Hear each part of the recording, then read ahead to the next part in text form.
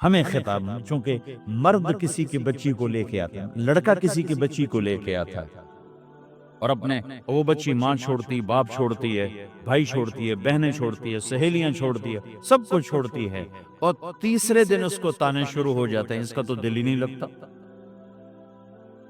اور پہلے دن اپنی بیوی کو نصیحت دی جا رہے تھے، میری ماں کی خدمت کرنی ہے، میری کرنا کر، میری ماں کی کرنی ہے، میرے ابا کی کرنی، میری بہنوں کی کرنی، کسی کے سامنے تم نے بولنا نہیں، کسی کے سامنے اف نہیں کرنا، بے وقوف، اس سے محبت تو جتا پھرو، اس کے بعد جو کچھ کہے گا وہ کرے گا، پہلے دن ہی حکم،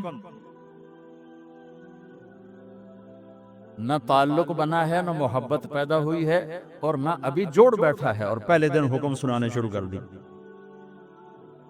اس کے ذمہ نہ تیری ماں کی خدمت ہے، نہ تیرے باپ کی خدمت ہے، نہ تیری بہنوں کی خدمت، یہ ساری خدمت تو تیرے ذمہ ہے۔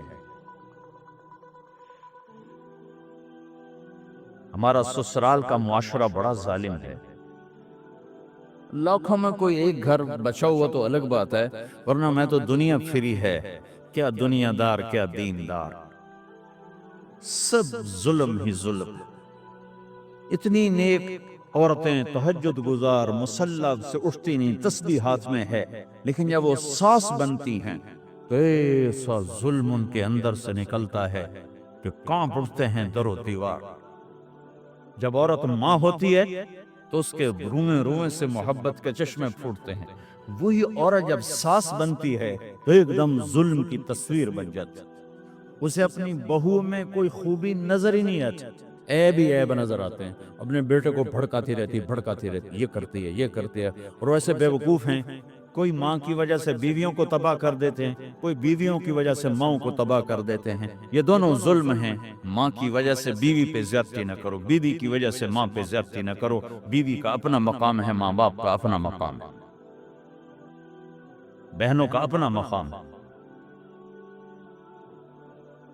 100% شکایات جھوٹی ہوتی ہیں،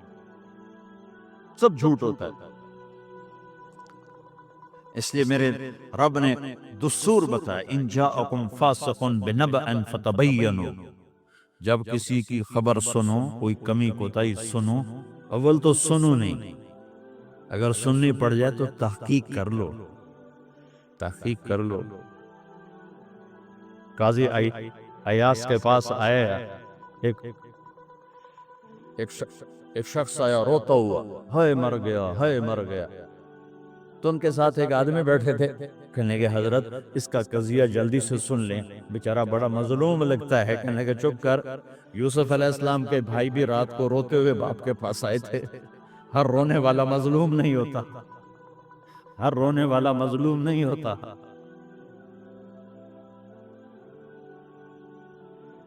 اپنے گھروں کی فضا بناؤ، کمی سنو ہی نہیں، تمہاری بیوی ماں کی کمی بتانے لگے، کہنا مجھے نہ بتاؤ تیری بڑی مہربانی، تمہاری ماں تمہاری بیوی کی کمی بتانے لگے کہ اماں مجھے نہ بتاؤ تیری بڑی مہربانی۔ گھر کی فضا ایسی بناؤ کہ کسی کی کمی کا تذکرہ نہ ہو، تو اللہ کی قسم تمہارا گھر جنت کا نمونہ بن جائے گا۔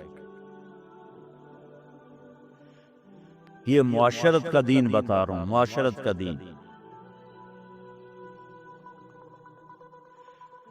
اپنی بیوی کی خوبیوں کی تعریف کرو، کمیوں پہ پردہ ڈالو، بیویوں کے ذمہ ہے خامد کی خوبیوں کی تعریف کریں، انسان حوصلہ افزائی کا محتاج ہوتا ہے۔ ایک بزرگ ہے اپنے کسی مرید کے گھر، تو وہاں انہوں نے کھانا کھایا، کھانا ان کو پسند آیا، کہنے لگے اپنی بیگم کو پردے میں بلاؤ، تو انہیں اپنی بیگم کو پردے میں بلایا، کہا بیٹی میں نے تیرا ہاتھ کا کھانا کھایا، بہت مزیدار تھا، اللہ تمہیں جزائے خیر دے، تم نے بہت اچھا پکایا، تو وہ زار و قطار رونے لگی، تو انہوں نے پوچھا بیٹی کیا ہوا، میں نے تو کوئی ایسی بات نہیں کی، کہ نہیں حضرت آپ کی بات پہ رونا نہیں آیا، رونا اس پر آیا ہے کہ 30 سال سے میں اس شخص کے ساتھ رہ رہی ہوں، کبھی ایک دفعہ اس نے میرے ہاتھ کے پکے کی تعریف نہیں کی۔ آپ گھر میں تشریف لائے، آپ نے پوچھا کوئی کھانے کو کچھ ہے، ام سلمہ رضی اللہ عنہ کا گھر، کہا یا رسول اللہ آج تو کچھ نہیں، سرکہ ہے، کہا واہ نعم الادام الخل، سرکہ تو بہت اچھا سالن ہے، سبحان اللہ، کیسے دلجوئی فرمائی اپنی بیگم کی، سرکہ تو بہت اچھا سالن ہے، یا تو نے نمک کم ڈال دیا، تو نے مرچی زیادہ کر دی۔ ہم رائمنڈ میں پڑھتے تھے نا، تو پکانا ہمارے ذمہ ہوتا تھا، تو ہمیں پتا کہ پکاتے ہوئے کیا گزرتی۔ جب 2,000 آدمی کی روٹی ہم پکاتے تھے، 5 بوری آٹا گوندا ہے ہاتھوں سے، اور 10 من کھڑے ہو کے روٹی لگائی ہے، سخت سردی میں بھی سخت گرمی میں۔ سردی میں جب رات کو آٹا گوندتے تھے ہم، تمہارے ہاتھ ایسے اکڑ، تم تو سردی دیکھتے ہی نہیں ہو، ہاتھ ایسے اکڑ جاتے تھے، اور صبح 4 بجے اٹھ کے روٹی پکانا شروع کرتے تھے، 2,000 آدمی کی روٹی پکانی ہوتی تھی۔ تو اب کوئی آ کر کہے تو نے کچی روٹی پکائی، تو جی دادا ایک تھپڑ اس کے منہ پہ مارے کہ 4 بجے کے ہم اٹھے ہوئے ہیں، پکا پکا برا حشر ہو گیا، کہتے کچی پکائی۔ بھائی صبر کر کے چپ کر کے کھا جا۔